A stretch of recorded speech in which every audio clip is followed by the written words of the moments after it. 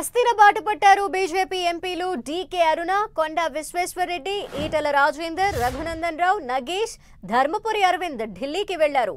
ఇప్పటికే కేంద్ర మంత్రి కిషన్ రెడ్డి, ఎంపీ బండి సంజయ్ ఢిల్లీలో ఉన్నారు. రేపు 11 గంటలకు ఢిల్లీలో బీజేపీ ఎంపీల సమావేశానికి నేతలు హాజరు కానున్నారు. అనంతరం ఎన్డీఏ పక్ష ఎంపీల సమావేశానికి బీజేపీ ఎంపీలు హాజరు కానున్నారు. మరిన్ని డీటెయిల్స్ అజయ్ అందిస్తారు. లైవ్ లో అజయ్.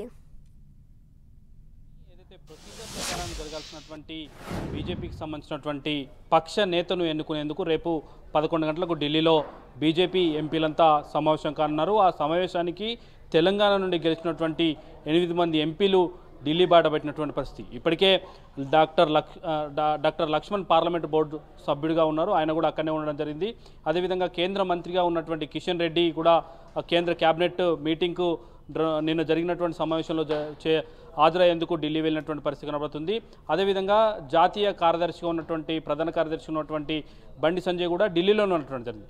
ఈరోజు చూసుకున్నట్లయితే మిగిలినటువంటి 6 ఎంపీలు ఇటు డీకే అరుణను మొదలుకొని కొండ విశ్వేశ్వరరెడ్డి, రఘునందన్ రావు, నగేష్, అదేవిధంగా ధర్మపురి అరవింద్ ఈ ఎంపీలందరూ కూడా ఢిల్లీ బాట పట్టినటువంటి పరిస్థితి కనబడుతుంది. రేపు జరిగేటువంటి ఏదైతే ఎంపీల సమావేశానికి హాజరు కానున్నారో అందులో బీజేపీ పక్ష నేతను ఎన్నుకున్నారు. ఆ తర్వాత ఎన్డీఏ పక్షాలకు సంబంధించినటువంటి ఎంపీల సమావేశంలో పాల్గొన్నారు. ప్రొసీజర్ ప్రకారం ఏదైతే ఎన్డీఏ పక్షాన వారి యొక్క సభానాయకుడిని ఎన్నుకుంటారో ఆ సభానాయకుడిని ఎంపిక చేసే ప్రక్రియ ఏదైతే ప్రొసీజర్ ప్రకారం ఉంటుందో ఆ సమావేశంలో పాల్గొని మరోసారి నరేంద్ర మోదీని వారి పక్ష నాయకుడిగా ఎన్నుకొని ప్రధానమంత్రిగా ప్రమాణ స్వీకారం చేసేందుకు కావాలన్నటువంటి మార్గాన్ని సుగమనం చేసేందుకు కావాల్సినటువంటి ఏర్పాట్లు ఢిల్లీలో చకచకా జరుగుతున్నటువంటి పరిస్థితి కనబడుతుంది. ఆ సమావేశాలకు హాజరయ్యేందుకు తెలంగాణ నుండి ఎంపీలంతా హాజరైనటువంటి పరిస్థితి చూసుకోవచ్చు. అయితే ఇదే సందర్భంగా కేంద్ర మంత్రి పదవులు ఆశిస్తున్నటువంటి నేతలు కూడా తమ లాబింగ్ను చేసుకోవడానికి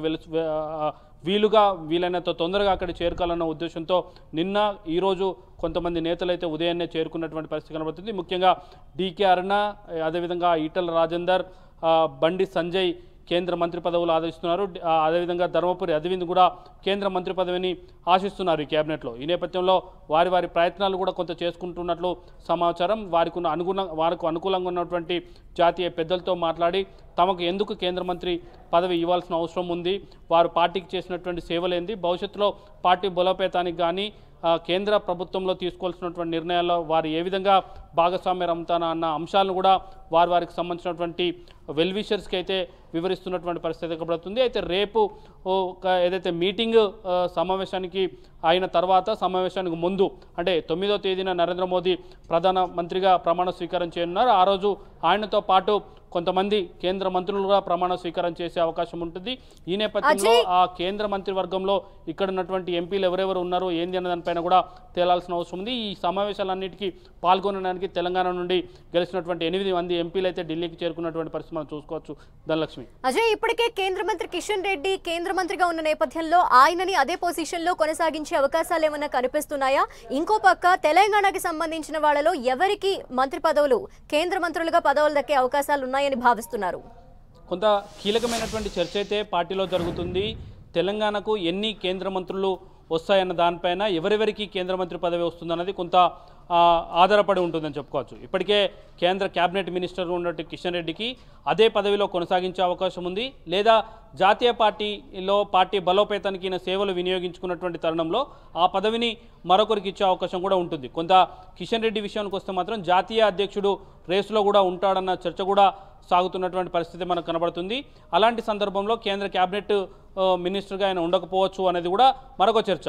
ఒకవేళ అదే జరిగితే ఆయన స్థానంలో మరొకరిని కూడా భర్తీ చేసే అవకాశం ఉంటుంది. ముందుగా తెలంగాణకు 3 కేంద్ర మంత్రి పదవులు వస్తాయి. అందులో కేంద్ర క్యాబినెట్ మంత్రి పదవి ఒకటి కాగా ఒకటి ఇండిపెండెంట్, ఒకటి సహాయ మంత్రులు 3 వచ్చే అవకాశం ఉందన్న చర్చ అయితే సాగుతుంది. ఈ 3 మంత్రి పదవుల కోసం దాదాపు 5 నేతలు కొంత పోటీలో ఉన్నటువంటి పరిస్థితి కనబడుతుంది. అందులో ముఖ్యంగా కిషన్ రెడ్డితో పాటు డీకే అరుణ, ఈటల రాజేందర్, బండి సంజయ్, ధర్మపురి అరవింద్ వీరితో పాటు కొండ విశ్వేశ్వరరెడ్డి కూడా రెండోసారి గెలిచి ఉన్నాడు.